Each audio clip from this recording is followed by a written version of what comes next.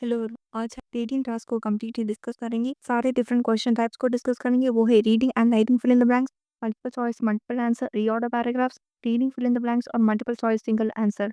तो अब हम डिस्कस करेंगे the question type reading and writing fill in the blanks और the question type reading fill in the blanks. तो reading and writing fill in the blanks में text का length जो है अप टू 300 वर्ड्स का रहता है। यहाँ पर हमें रीडिंग और राइटिंग में मार्क्स पता है। हमें अप्रॉक्सिमेटली 18 to 20 पॉइंट्स मिलता है इन रीडिंग और 17 to 18 पॉइंट्स मिलता है इन राइटिंग। हमें स्पीकिंग और लिसनिंग में हमें कोई भी मार्क नहीं मिलता है। फिर आता है नंबर ऑफ क्वेश्चंस। यहाँ पर 5 to 6 क्वेश्चंस रहता है और यहाँ का टास्क क्या है, text appears on the screen with several gaps. फिर यहाँ पर आपको मोस्ट अप्रोप्रिएट वर्ड को सेलेक्ट करना है from the top down list. फिर आता है reading fill in the blanks. यहाँ पर टेक्स्ट का लेंथ अप टू 80 वर्ड्स होता है। स्किल्स असिस्ट रीडिंग, तो यहाँ पर हमें अप्रॉक्सिमेटली 18 to 20 पॉइंट्स मिलता है पर रीडिंग। यहाँ पर हमें स्पीकिंग, राइटिंग और लिसनिंग में कोई भी मार्क नहीं मिलता है। फिर आता है नंबर ऑफ क्वेश्चन, यहाँ पर 4 to 5 क्वेश्चन रहता है और एक टास्क क्या है, the text appears on the screen with several gaps, drag the words from the box below the appropriate place in the text. यहाँ पर हमें वर्ड्स को ड्रैग करना है to the appropriate place in the text. फिर आता है time to answer for the question type reading and writing fill in the blanks और for the question type reading fill in the blanks। यहाँ पर time to answer applicable नहीं है क्योंकि यहाँ पर ओवरऑल टाइम रहता है, इसलिए आपके हाथ में है कि आप हर एक क्वेश्चन के लिए आप कितना टाइम स्पेंड कर रहे हैं। तो रीडिंग टास्क में टाइम को मैनेज करना बहुत ही ज़्यादा इंपॉर्टेंट है। Total time for whole listening task है 29 to 30 मिनट्स। फिर आते हैं मार्किंग क्राइटेरिया। करेक्ट आंसर के लिए यहाँ पर 1 पॉइंट मिलता है और 0 है मिनिमम स्कोर। अब हम डिस्कस करेंगे ग्रामर। पहले आते हैं एक्टिव वॉइस। एक्टिव वॉइस का मतलब है कि subject is at first, example Tom completed the homework. फिर आता है passive voice, subject is at last, the homework was completed by Tom. और in case of to, can, may, might, could, would, should, हमें first form of verb use करना है। Example try, यहाँ पर trying या ट्राइड नहीं आता है। ए एंड द के बाद में नाउन आता है। द के बाद में मतलब यहाँ प्लूरल नाउन आ सकता है। एंड के बाद जो है सिंगुलर नाउन आता है और वो नाउन जो है वाउल साउंड से जो है शुरू होता है, वो है AEIOU। For example an elephant. तो यहाँ पर जो है वर्ड सिंगुलर है और नाउन जो है वाउल से जो है शुरू हो रहा है वो है लेटर ई। फिर आता है द वर्ड ए के बाद जो है सिंगुलर नाउन आता है और वो नाउन जो है स्टार्ट होता है with the consonant sound. For example a cat. तो यहाँ पर वर्ड जो है सिंगुलर है और नाउन जो है कॉन्सोनेंट साउंड से शुरू हो रहा है, वो है द लेटर सी। कॉन्सोनेंट का मतलब क्या है, लेटर्स अदर देन AEIOU को कॉन्सोनेंट बोला जाता है। For example letters BCDFGH etcetera. और हम कभी-कभी द वर्ड प्रैक्टिस और प्रैक्टिस में कंफ्यूज होते हैं। तो यहाँ पर द वर्ड प्रैक्टिस जो है CE में एंड हो रहा है, तो वो एक नाउन है। For example I need a practice session before my class.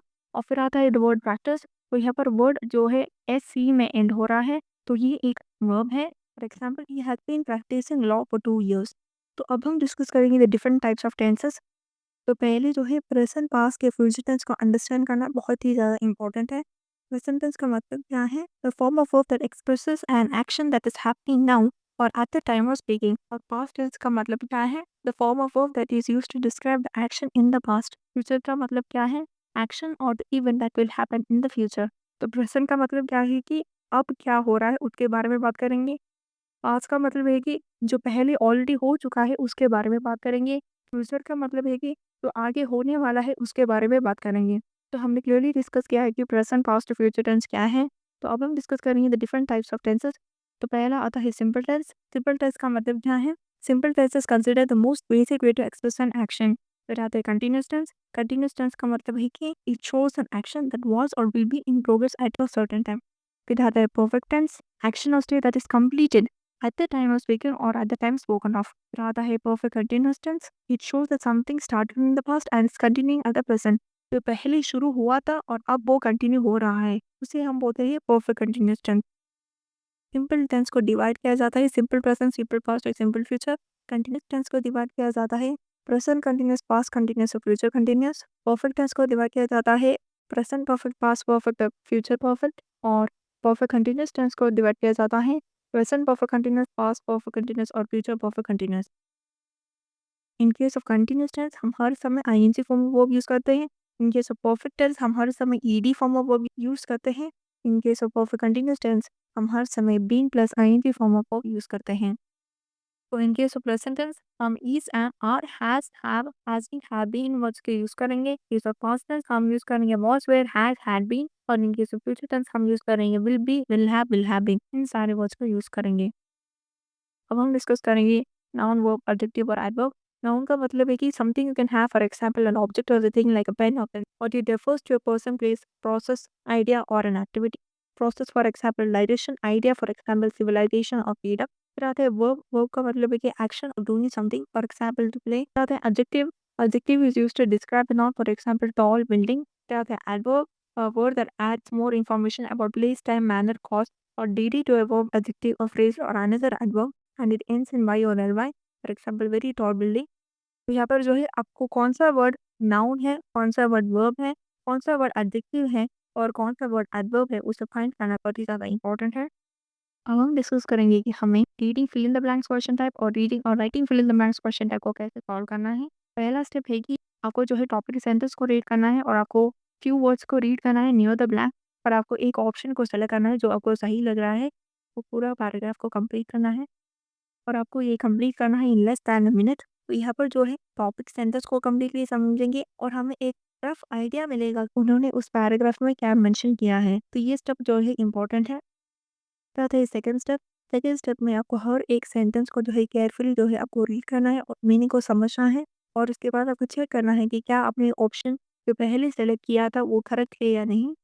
अब हम हर एक स्टेप को डिटेल में डिस्कस करेंगे। तो पहले जो है आपको ऑप्शंस को गो थ्रू करना है और आपको चेक करना है कि क्या आपको नाउन वर्ब एडजेक्टिव या एडवर्ब को लिखना है। अगर वो एक्शन के बारे में बोलेंगे तो आपको वर्ब लिखना है। अगर वो एडजेक्टिव को एम्पलीफाई कर रहे हैं तो आपको एडवर्ब लिखना है। तो वो ऑब्जेक्ट या थिंग के बारे में बोल रहे हैं तो आपको नाउन लिखना है। तो आपको चेक करना है क्या आपको उस ब्लैंक में नाउन वर्ब एडजेक्टिव या एडवर्ब लिखना है।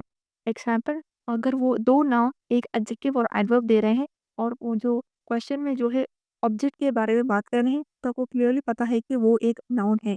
अगर आपने जो पहला ऑप्शन सेलेक्ट किया था वो गलत है तो आपको चेंज करना। मोस्टली जो है वो हमें सारे ऑप्शंस नाउन, सारे वर्ब, सारे एडजेक्टिव या सारे एडवर्ब देते हैं। तो अब हम एक एग्जांपल देंगे जहाँ पर उन्होंने ऑप्शंस में सारे नाउन्स दिए हैं। तो इस पैराग्राफ में वो डिफरेंट ह्यूमन राइट्स के बारे में बोल रहे हैं और उन्होंने डिफरेंट ऑप्शन दी है। वो है फ्रीडम, इंडिपेंडेंस, कैप्टिविटी और ड्यूटी। तो हमें क्लियरली पता है कैप्टिविटी का मतलब है कि the state of being kept as a prisoner और in a place you can not escape, you can not kill from. तो ये आंसर नहीं होगा। फिर आता है ड्यूटी। ड्यूटी का मतलब है कि something that you feel you have to do. Duty of speech answer नहीं होगा। अब हम देखेंगे रेस्ट ऑफ द वर्ड्स, वो है फ्रीडम और इंडिपेंडेंस। फ्रीडम का मतलब है कि एक्चुअल पावर और राइट टू डू से और think as one word not being controlled. फिर आता है द वर्ड इंडिपेंडेंस। इंडिपेंडेंस का मतलब है कि स्टेट और quality of being independent, freedom from the influence, control और डिटर्मिनेशन ऑफ अनदर और अदर्स। तो यहाँ पर मीनिंग को समझने के बाद हमें क्लियरली पता है कि आंसर है फ्रीडम। इंडिपेंडेंस ऑफ स्पीच नहीं हो सकता है। आपको उस वर्ड को देखना है सेंटेंस के मीनिंग के साथ 100% जा रहा है। अगर हमने इंडिपेंडेंस सेलेक्ट किए randomly in the first step, हमें उसे चेंज करना है, फ्रीडम को सेलेक्ट करना है। और अगर दो वर्ब से फॉर एग्जांपल हैड प्लेड और हैव प्लेड, तो हमें क्लियरली पता है कि वो परफेक्ट टेंस है क्योंकि हैज और हैड का यूज किया गया है और एक्शन जो है कंप्लीटेड है। तब आपको चेक करना है कि क्या सेंटेंस प्रेजेंट में है, पास में है या फ्यूचर में है। अगर सेंटेंस पास में है तो हम यूज करेंगे हैड प्लेड, अगर सेंटेंस प्रेजेंट में है तो हम यूज करेंगे हैव प्लेड। अगर ऑप्शंस के जो है सिमिलर मीनिंग्स है तो हमें जो है कोलोकेशंस को देखने। कोलोकेशंस का मतलब है कि two words always goes together. For example appropriate action, यहाँ पर अप्रोप्रिएट की जगह उन्होंने बहुत सारे ऑप्शन दिए हैं पर यहाँ पर जो है करेक्ट आंसर अप्रोप्रिएट एक्शन, तो भी ये एक कोलोकेशन। फिर आती है example basic principle. Necessary principle की यहाँ पर हमें बेसिक प्रिंसिपल ही चूज करना है क्योंकि ये एक कोलोकेशन है। आप पीटी ऑफिशियल वेबसाइट में कोलोकेशन लिस्ट को डाउनलोड कर सकते हैं। फिर आता है third step. At the end जो है आपको जस्ट फ्यू वर्ड्स को रीड करना है नियर द ब्लैंक और आपको सारे ऑप्शंस को चेक करना है। यहाँ पर मैं इसलिए बोल रही हूँ फ्यू वर्ड्स रीड करने के बाद आपको एक ऑप्शन सेलेक्ट करना है इन द फर्स्ट स्टेप, क्योंकि जब आप सेकेंड टाइम जब आप रीड करें तो आप सारे एरर्स को जो है ईजिली स्पॉट करेंगे। एग्जाम्पल, फर्स्ट मैंने सेलेक्ट किया था नाउन, पर सेंटेंस जो है एक्शन के बारे में बोल रहे हैं तो हमें क्लियरली पता है कि वहाँ पर वर्ब आएगा। तो इंक्रीज ऑफ फ्रीडम मैंने इंडिपेंडेंस सेलेक्ट की, पर आफ्टर रीडिंग द सेंटेंस मुझे क्लियरली पता है कि आंसर जो है फ्रीडम है, हमें उसे चेंज करना है। और इन प्लेस ऑफ बेसिक हमने नेसेसरी चूज किया था। पर after looking at the options हमें क्लियरली पता है कि बेसिक प्रिंसिपल ही करेक्ट आंसर है, क्योंकि वो एक कोलोकेशन हम उसे चेंज करेंगे। जब हम ऑप्शंस एलिमिनेट कर रहे हैं तो हमें क्लियरली पता है कि हम किस कारण से उस ऑप्शन को एलिमिनेट कर रहे हैं। यही तो जो है हमें सिमिलर ऑप्शंस में कन्फ्यूजन रहता है और हम बहुत टाइम लेंगे ऑप्शंस को एलिमिनेट करने के लिए, और हमारे पास बहुत कम टाइम होगा और हम कॉन्फिडेंट नहीं रहेंगे रेस्ट ऑफ द सेंटेंसेस को रीड करने के लिए। तो इन द फर्स्ट स्टेप जब हम टॉप सेंटेंस को रीड करेंगे और एक आंसर को सेलेक्ट करेंगे after reading the few words, हमें एक रफ आइडिया रहता है कि उन्होंने पूरे पैराग्राफ में उन्होंने क्या बोला है। और इन द सेकंड स्टेप हम 100% कॉन्फिडेंट होंगे जब हम ऑप्शंस को एलिमिनेट कर रहे हैं, क्योंकि हमें एग्जैक्ट रीज़न पता है क्यों हम उन ऑप्शंस को एलिमिनेट कर रहे हैं। तो in case of reading and writing fill in the blanks या ड्रॉप डाउन लिस्ट रहता है। तो यहाँ पर आपको एक ऑप्शन को सेलेक्ट करना है after reading just the few words, और इन द सेकंड स्टेप आपको चेक करना है कि जहाँ आपको वर्ब, नाउन, एडजेक्टिव या एडवर्ब लिखना है। अगर दोनों नाउन है तो आपको उस मीनिंग को चेक करना है जो सेंटेंस के साथ 100% जा रहा है। अगर फिर भी आपको आंसर नहीं मिल रहा है तो आपको कोलोकेशंस को देखने हैं। एट द एंड जो है आपको फ्यू वर्ड्स को रीड करना है नियर द ब्लैंक्स, और आपको आंसर्स को चेक करना है।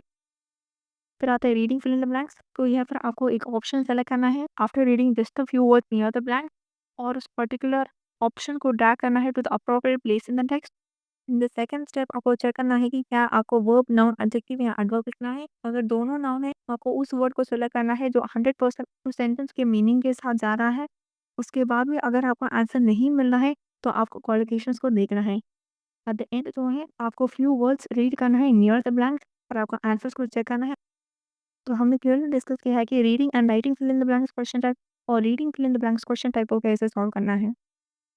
तो अब हम डिस्कस करेंगे नेक्स्ट क्वेश्चन था, वो है एमसीक्यू विद मल्टीपल आंसर और MCQ with single answer. Text का लेंथ जो है अप टू 300 होता है। हमें यहाँ पर रीडिंग में मार्क्स मिलता है। टाइम टू आंसर अप्लीकेबल नहीं होता है, क्योंकि आपके हाथ में है कि आप कितना टाइम स्पेंड कर रहे हैं और एक क्वेश्चन को सॉल्व करने के लिए। एमसीक्यू मल्टीपल का टास्क क्या है, आफ्टर रीडिंग द टेक्स्ट आपको आंसर करना है एमसीक्यू क्वेश्चन को bye selecting more than one response. और एमसीक्यू सिंगल का टास्क क्या है, आफ्टर रीडिंग द टेक्स्ट आपको आंसर करना है एमसीक्यू क्वेश्चन को बाय सेलेक्टिंग वन रेस्पॉन्स। फिर आते हैं marking criteria in case of MCQ with multiple answer. Her correct response के लिए 1 पॉइंट और इनकरेक्ट रिस्पॉन्स के लिए -1 पॉइंट मिलता है, और 0 है मिनिमम स्कोर, और नंबर ऑफ क्वेश्चन जो है 1 to 2 रहता है। और फिर आता है एमसीक्यू विद सिंगल आंसर। यहाँ पर जो है हर एक करेक्ट रिस्पॉन्स के लिए 1 पॉइंट मिलता है, 0 है मिनिमम स्कोर, कोई भी नेगेटिव मार्किंग नहीं है। नंबर ऑफ क्वेश्चन जो है वो है 1 to 2 क्वेश्चन।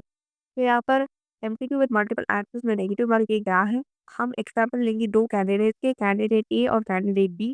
कैंडिडेट ए का फर्स्ट ऑप्शन करेक्ट है, उन्हें मिलेगा 1 पॉइंट। सेकंड ऑप्शन करेक्ट है, उन्हें मिलेगा 1 पॉइंट। टोटल उन्हें मिलता है 2 पॉइंट्स। और कैंडिडेट बी का फर्स्ट ऑप्शन करेक्ट है तो उन्हें मिलेगा 1 पॉइंट। सेकंड ऑप्शन रॉन्ग है तो उन्हें मिलेगा -1 पॉइंट। तो यहाँ पर +1 -1 कैंसल, तो टोटल उन्हें मिलता है 0 पॉइंट। तो अगर आप श्योर नहीं है तो आपको सिर्फ और सिर्फ एक ऑप्शन को सेलेक्ट करना है इन case of MCQ with multiple answer, क्योंकि यहाँ पर नेगेटिव मार्किंग है। अब हम डिस्कस करेंगे कि एमसीक्यू विद मल्टीपल आंसर और MCQ with single answer question type को कैसे सॉल्व करना है। इन केस ऑफ रीडिंग एमसीक्यू, अगर क्वेश्चन में जो है कोई भी कीवर्ड है, हमें जो है उन कीवर्ड्स को स्कैन करना है पैराग्राफ में, और उसके बाद जो है ऑप्शन को रीड करना है और आंसर को फाइंड करना है। फॉर एग्जाम्पल क्वेश्चन में दिया गया है कीवर्ड वो है 1988, तो हम पैराग्राफ में क्विकली जो है हमें स्कैन करना है फॉर द कीवर्ड 1988। वो फ्यू सेंटेंसेस हम रीड करेंगे और ऑप्शंस को स्कैन करेंगे और आंसर को फाइंड करना है। और अगर इन केस क्वेश्चन में कोई भी कीवर्ड नहीं है तो हम जो है फ्यू वर्ड्स को रीड करेंगे of all the option, beginning few words को रीड करेंगे, और उसके बाद जो है हम पैराग्राफ को रीड करेंगे और करेक्ट आंसर को फाइंड करेंगे। तो यहाँ पर according to the article which of the following are true about this instant noodle business. तो यहाँ पर जो है कोई भी कीवर्ड नहीं है क्वेश्चन में, तो हम जो है क्विकली जो है first part of all the options को रीड करेंगे। Mister Nando's products are not well known. When instant noodles came on the market, they called business venture was successful. Purchase the firm was initially concerned. People in the noodle business initially ridiculed. तो अब हम जो है paragraph को read करेंगे। In 1958, instant noodles went on the market, alone swarming bricks, cellophane bags, and were laughed at by fresh noodle makers all over Japan. They were just a high-tech craze, costing 6 times as much as the fresh stuff they would never catch on. By the end of the first year, Ando had sold 13 million bags and had attracted a dozen competitors. He never looked back. The Japanese voted instant noodles their most important 20th century invention, Andos firm Nissan became a 3 billion global enterprise. तो यहाँ पर answers होगा, यहाँ पर आप देख सकते हैं and the last at the fresh noodle makers.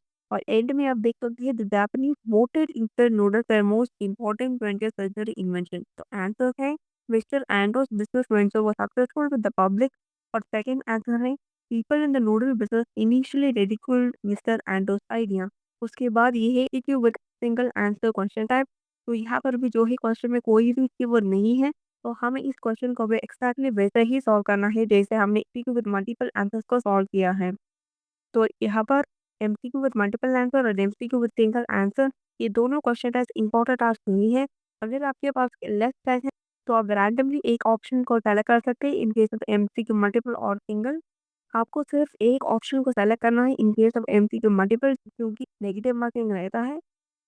तो हमने क्लियरली डिस्कस किया है कि एमसीक्यू विद मल्टीपल आंसर और एमसीक्यू विद सिंगल आंसर, इन दोनों क्वेश्चन टाइप्स को कैसे सॉल्व करना है. तो अब हम डिस्कस करेंगे द नेक्स्ट क्वेश्चन टाइप, वो है रीऑर्डर पैराग्राफ.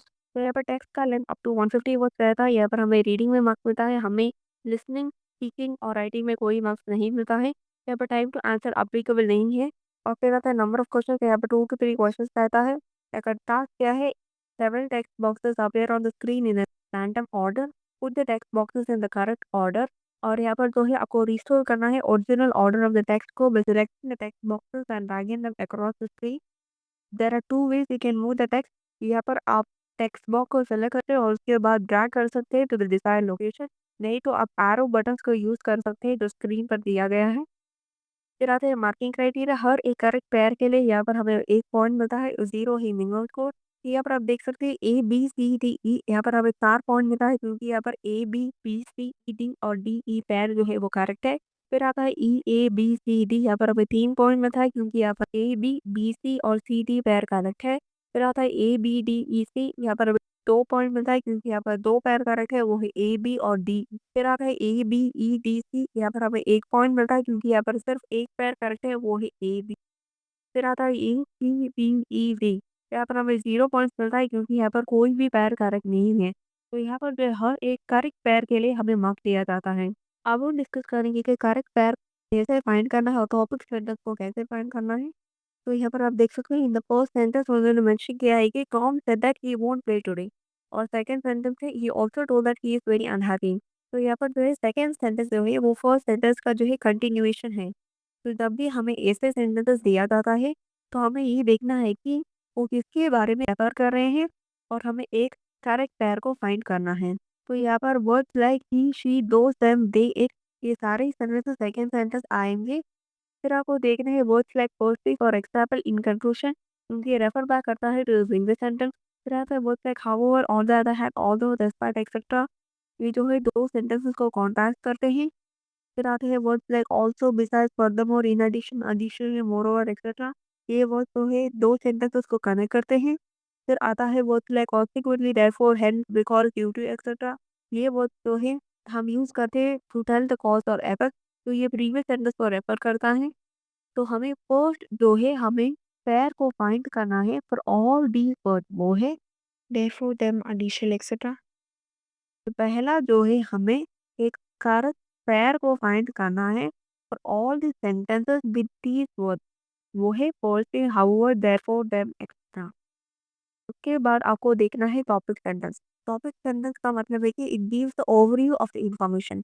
तो यहाँ पर जो है it does not refer back to something और someone and it does not refer back to the information previously mention. तो यहाँ पर जो है आपको टॉपिक सेंटेंस को ढूंढना है, तो टॉपिक को इंट्रोड्यूस करना है.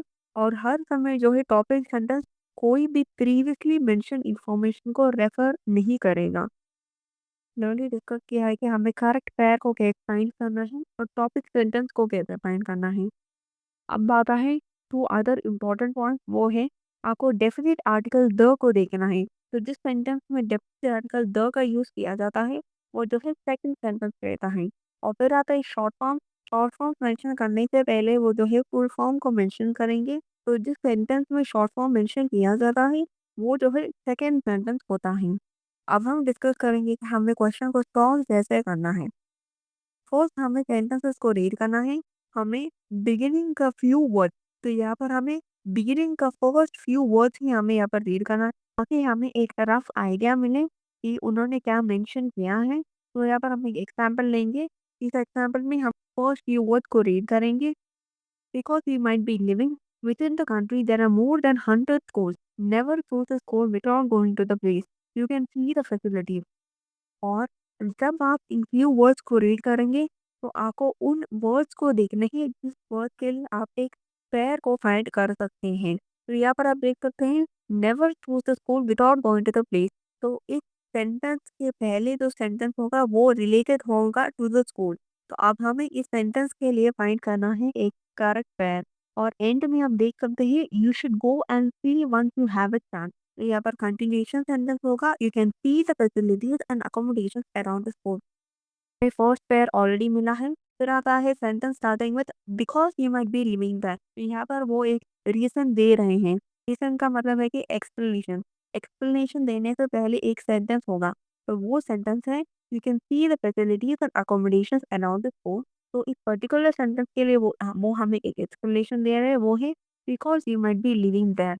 तो हमने सेकंड पेयर में हमें मिला है। फिर आता है last sentence and they can be helpful to your study as one. तो यहाँ पर एंड को यूज किया जाता है दो सेंटेंसेस को कनेक्ट करने के लिए। तो यहाँ पर एंड यूज किया गया है to connect the sentence. And is used to connect the sentence because you might be living there and the sentence helpful to your study as well. हमने क्लियरली डिस्कस किया है कि हमें रीऑर्डर पैराग्राफ्स को कैसे सॉल्व करना है। Total time for the whole reading task है 29 to 30 मिनट। तो अब हम डिस्कस करेंगे कि कौन सा क्वेश्चन टाइप इम्पोर्टेंट है और हमें टाइम को मैनेज कैसे करना है क्योंकि यहाँ पर हमें ओवरऑल टाइम रहता है। Reading and writing fill in the blanks first important task है क्योंकि यहाँ पर हमें अप्रॉक्सीमेटली 18 to 20 पॉइंट्स मिलता है इन reading and approximately 17 to 18 points in writing. और यहाँ पर आपको हर एक क्वेश्चन को जो है विद इन 2 मिनट आपको सॉल्व करना है। यहाँ पर 5 to 6 क्वेश्चन रहता है। फिर आता है reading fill in the blank. ये सेकंड इंपॉर्टेंट टास्क है क्योंकि यहाँ पर हमें अप्रॉक्सीमेटली 18 to 20 पॉइंट्स मिलता है पर वीक। तो हर एक क्वेश्चन को आपको विद इन 2 मिनट आपको सॉल्व करना है। यहाँ पर 4 to 5 क्वेश्चन रहता है। फिर आता है reorder paragraph. Reorder paragraph third important task है क्योंकि यहाँ पर हमें अप्रॉक्सीमेटली 7 to 8 पॉइंट्स मिलता है फॉर रीडिंग। तो यहाँ पर आप हर एक क्वेश्चन को विद इन 2 मिनट आपको सॉल्व करना है। यहाँ पर 2 to 3 क्वेश्चन रहता है। फिर आता है एमसीक्यू मल्टीपल। ये लीस्ट इंपॉर्टेंट टास्क है क्योंकि यहाँ पर हमें सिर्फ एक पॉइंट मिलता है पर रीडिंग। तो यहाँ पर आपको हर एक क्वेश्चन को सॉल्व करना है विद इन 1 मिनट। तो यहाँ पर 1 to 2 क्वेश्चन रहता है। फिर आता है एमसीक्यू सिंगल। यहाँ पर भी जो है हमें 1 पॉइंट मिलता है पर रीडिंग। तो ये भी एक इंपॉर्टेंट टास्क है। यहाँ पर भी आपको हर एक क्वेश्चन को सॉल्व करना है विद इन 1 मिनट। यहाँ पर भी हमें 1 to 2 क्वेश्चन रहता है। इन केस ऑफ एमसीक्यू मल्टीपल हम दो केसेस लेंगे। तो पहला है कि अगर आपके पास लेस टाइम है तो आपको एक सिंगल सेकंड भी आपको स्पेंड नहीं करना है। आंसर जो ऑप्शन को रीड करने के लिए आपको रैंडमली एक ऑप्शन को सेलेक्ट करना है और नेक्स्ट बटन को क्लिक करना है और स्टार्ट करना है नेक्स्ट क्वेश्चन को सॉल्व करने के लिए। सेकंड केस ये है कि आपने पूरा पैराग्राफ को रीड किया, सारे ऑप्शंस को रीड किए, फिर भी जो है आपको विद इन 1 मिनट आपको आंसर नहीं मिल रहा है। तो भी जो है अगर आपको विद इन 1 मिनट आंसर नहीं मिल रहा है, आपको रैंडमली आपको एक ऑप्शन को सेलेक्ट करना है और स्टार्ट करना है नेक्स्ट क्वेश्चन को सॉल्व करने के लिए। क्योंकि यहाँ पर एमसीक्यू मल्टीपल क्वेश्चन टाइप के बाद जो क्वेश्चन टाइप आता है वो है रीऑर्डर पैराग्राफ। और रीऑर्डर पैराग्राफ जो है थर्ड इंपॉर्टेंट टास्क है इन पीडीए रीडिंग। तो जब आप रैंडमली सेलेक्ट कर रहे हैं in case of MCQ multiple, आपको सिर्फ एक ऑप्शन को सेलेक्ट करना है क्योंकि यहाँ पर नेगेटिव मार्किंग रहता है। और in case of MCQ single, आपको लेस देन 1 मिनट स्पेंड करना है क्वेश्चन को आंसर करने के लिए। तो ये एक लास्ट टास्क है इन पीडीए रीडिंग। तो अगर आपके पास टाइम है तो आपको पैराग्राफ को रीड करना है और एक ऑप्शन को सेलेक्ट करना है। अगर आपके पास टाइम नहीं है, आपको रैंडमली एक ऑप्शन को सेलेक्ट करना है, नेक्स्ट बटन को क्लिक करना है और नेक्स्ट क्वेश्चन को सॉल्व करना स्टार्ट करना है। एमसीक्यू विद मल्टीपल आंसर और MCQ with single answer least important task है।